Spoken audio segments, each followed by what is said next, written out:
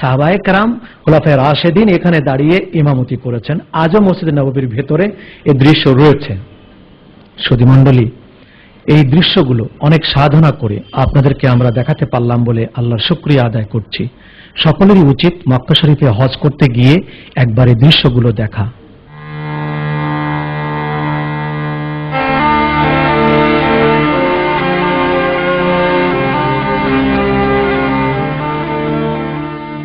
প্রিয় দর্শক, তুরস্কের রাজধানী ইস্তাম্বুলের একটি জাদুঘরে সংরক্ষিত নবীজি সাল্লাল্লাহু আলাইহি ওয়াসাল্লামের ব্যবহৃত জিনিসপত্র, সাহাবায়ে কেরাম, হযরতে আলী, তাদের ব্যবহৃত জিনিসপত্র, তাদের তলোয়ার, এসব কিছু সেখানে সংরক্ষিত রয়েছে। জাদুঘরের এটাই প্রধান দরওয়াজা।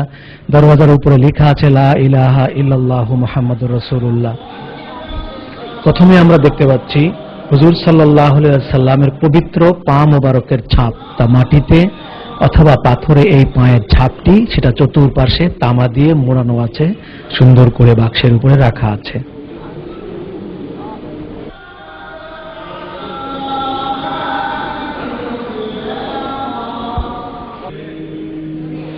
এখন যে কাঁচ পাত্রগুলো দেখতে পাচ্ছেন, এগুলোর ভিতরে ভালো করে বোঝা না গেলেও এই পাত্রগুলোর ভিতরেই রয়েছে হুজুর সাল্লাল্লাহু আলাইহি ওয়াসাল্লামের চুল মোবারক। দাড়ি হতে পারে অথবা মাথার চুল হতে পারে, সেগুলো এই কাঁচ পাত্রেই রয়েছে। এরপর দেখতে পাচ্ছেন হুজুর সাল্লাল্লাহু আলাইহি ওয়াসাল্লামের হাতে লেখা চিঠি। এই চামড়ার উপরেই হুজুর চিঠি লিখেছিলেন, আর তা কাগজে লেখা আছে।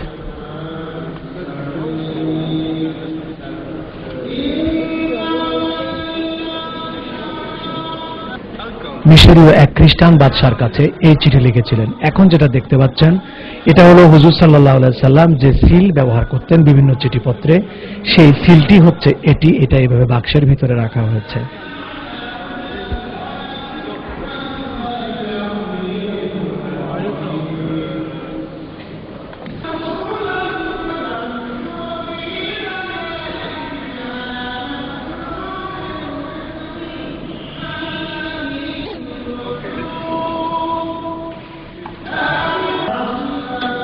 উহুদের যুদ্ধে হুজুর সাল্লাল্লাহু আলাইহি সাল্লামের যে দুটো দাঁত শহীদ হয়েছিল, সেই দাঁত দুটো এই সুন্দর একটি সুসজ্জিত স্বর্ণের কারুকার্যমণ্ডিত বাক্সের ভিতরে, সেই দাঁত দুটো সংরক্ষিত রয়েছে ইস্তাম্বুলের জাদুঘরে।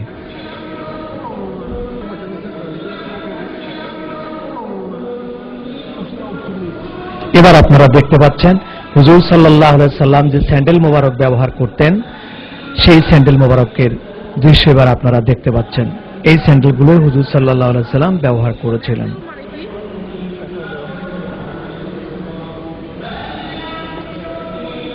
স্যান্ডেলের পাশেই আপনারা স্বর্ণে যে ফ্রেমটি দেখতে পাচ্ছেন, এটি হিজরুল আসওয়াদ পাথর, কালো পাথর আল্লাহর ঘরের কোনায় তখনকার সময় স্বর্ণ দিয়ে মোড়ানো ছিল।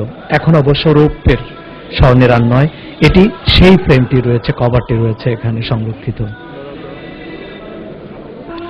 মহানবী সাল্লাল্লাহু আলাইহি ওয়াসাল্লামকেও ন্যায় প্রতিষ্ঠা ও অন্যায়ের প্রতিবাদের জন্য তলোয়ার ব্যবহার করতে হয়েছিল, আর সেই তলোয়ারের নাম ছিল জুলফিকার। এই সেই জুলফিকার তলোয়ার স্বর্ণের কারুকার্যমণ্ডিত কোষের ভিতরে রাখা আছে, যেটা হযরত আলীকে হুজুর সাল্লাল্লাহু আলাইহি ওয়াসাল্লাম দান করে দিয়েছিলেন।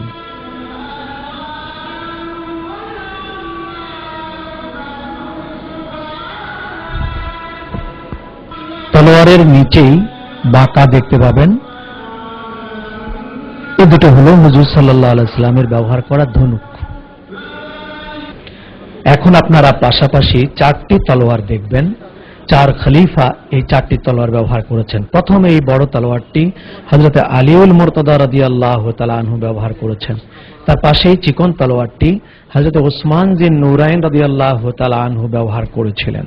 তারপরে একটু উঁচুতে এই তলোয়ারটি হযরতে ওমর ইবনুল খাত্তাব রাদিয়াল্লাহু তাআলা আনহু ব্যবহার করেছিলেন। সর্বোচ্চ এই তলোয়ারটি হযরত সৈয়দনা আবু বকর সিদ্দিক রাদিয়াল্লাহু তাআলা আনহু ব্যবহার করেছিলেন।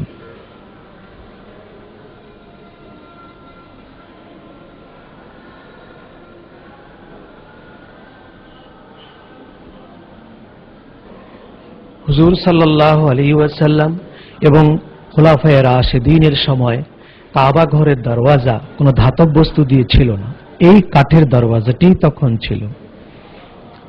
ডান দিকে মেরুন কালারের একটি কাগজ লাগানো যে দরওয়াজাটি দেখতে পাচ্ছেন, এটিই ছিল বাইতুল্লাহ শরীফের দরওয়াজা। তার কবজা লাগানো ছিল, এখনো বোঝা যাচ্ছে। পরবর্তীতে দরওয়াজাকে এভাবে সুন্দর করা হয়েছে।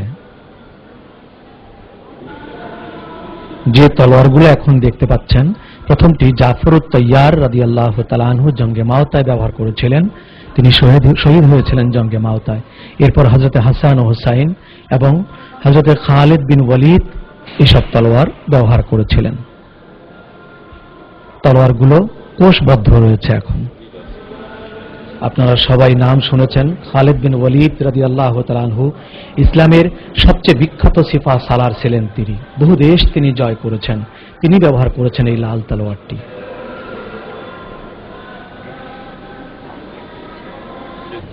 এছাড়াও আরো কিছু তলোয়ার দাঁড়ানো অবস্থায় আপনারা দেখতে পাচ্ছেন, লোকেরা দেখছে।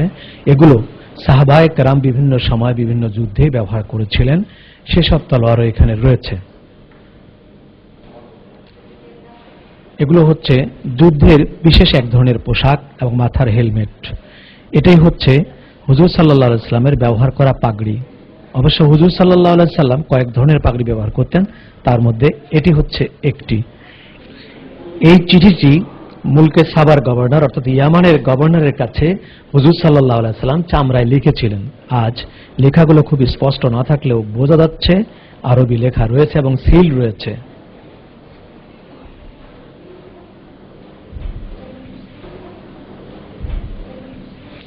চিঠির পাশেই দেখতে পাচ্ছেন দুটো দামামা, যুদ্ধ শুরু করার জন্য এগুলো বাজানো হতো।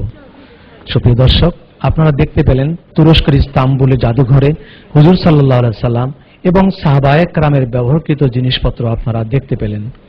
এই তুরস্ক অটোমান সাম্রাজ্য যেটাকে বলে 700 বছর ধরে সৌদি আরব শাসন করেছে।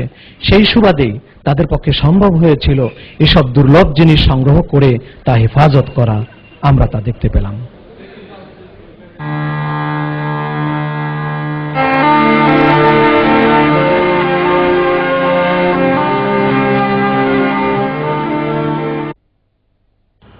জবলে নূরের চূড়ায় হেরা গুহা অবস্থিত।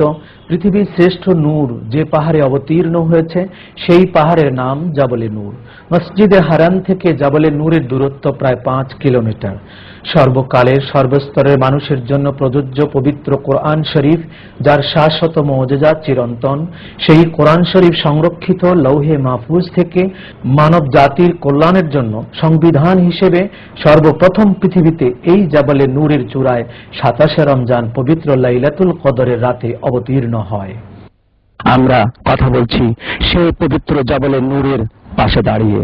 এখানেই নাজিল হয়েছিল শবে কদরে পবিত্র কোরআন শরীফ হুজুর সাল্লাল্লাহু আলাইহি সাল্লামের উপরে নাজিল হয়েছিল।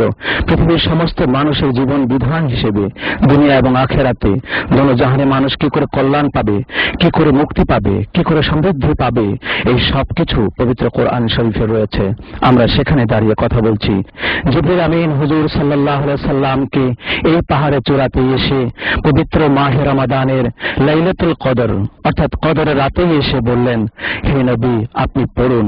রাসূল পাক সাল্লাল্লাহু আলাইহি সাল্লাম বললেন, আমি তো পড়তে জানি না। আবার বললেন, হে নবী আপনি পড়ুন। তিনি আবার একই কথা বললেন। এভাবে 3 বারের পর জিবরিল আমিন হুজুর সাল্লাল্লাহু আলাইহি সাল্লামকে একটু জোরে জড়িয়ে ধরলেন এবং বললেন, পড়ুন। হুজুর সাল্লাল্লাহু আলাইহি সাল্লাম পড়তে শুরু করলেন, কিন্তু 3 বার বলেছেন পড়ুন পড়ুন পড়ুন, পড়তে পারেননি। চতুর্থবার যখন বলেছেন পড়ুন আপনার প্রভুর নামে, প্রভুর নামের সাথে যখন সম্পৃক্ত হলেন হুজুর সাল্লাল্লাহু আলাইহি সাল্লাম পড়া শুরু করলেন।